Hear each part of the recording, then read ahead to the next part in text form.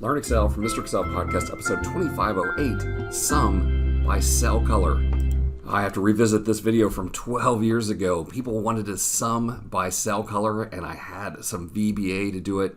There is a much easier way today. I'm going to select these cells. A new add-in called Dose for Excel under Format, Count by Color. Check this out. We can use either standard formatting, conditional, or both.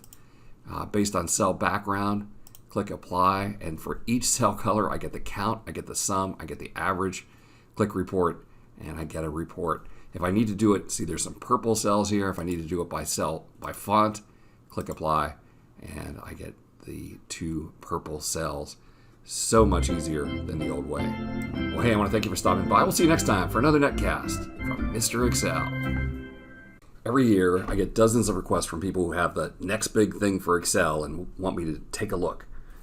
Dose for Excel is the first utility that's useful enough that I would use it myself. MrEx.cl/getDose. Check out that I in the top right-hand corner.